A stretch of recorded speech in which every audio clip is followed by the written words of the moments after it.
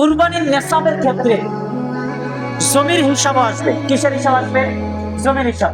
তার মানে আমার ঘরের মধ্যে প্রয়োজনীয় আসবাবপত্র, থাকার জন্য বাসস্থান, চলার জন্য গাড়ি, এগুলো ছাড়া আমার আদার্স স্বর্ণ, গহনা, রূপা, ব্যবসার সম্পদ, ক্যাশ টাকা এবং আমার প্রয়োজনের অতিরিক্ত যে জমি আছে, সবগুলোর হিসাব করে কেউ যদি 1,78,500 টাকার মালিক হয়, তাহলে তার উপর কুরবানি করা কি ওয়াজিব।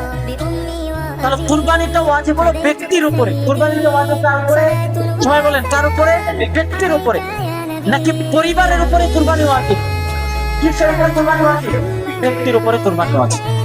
এই জন্য আমরা যারা অনেকে দেখা যায় যে একই পরিবারের মধ্যে 4-5জন নেশাব পরিমাণ সম্পদের মালিক থাকে। 4-5জন কি থাকে? নেশাব পরিমাণ সম্পদের মালিক থাকে। দেখা যায় কি 4-5জন মিলে একটা কুরবানি দেয়। এটা হবে না। যতজন নেশাব পরিমাণ মালের মালিক থাকবে ততজনের উপরে কুরবানি করা কি হবে? ওয়াজিব হবে। ততজনের উপরে কুরবানি করা কি হবে? স্বামী নেশাব পরিমাণ মালিক, তার উপরে কুরবানি ওয়াজিব। স্ত্রীও যদি নেশাব পরিমাণ মালের মালিক হয়, তার উপরে কুরবানি ওয়াজিব। পরিবারের মধ্যে 5জন ভাই আছে, 5জনের উপরে যদি স্বতন্ত্রভাবে নেশাব পরিমাণ মালের মালিক হয়, তাহলে 5জনের উপরে কুরবানি করা কি হবে? আমি কি বুঝাইতে পারলাম মাসালা? আল্লাহ তাআলা আমাদেরকে যে কথাগুলো বললাম, এই কথাগুলোর উপর আমল করবার তৌফিক দান করুন।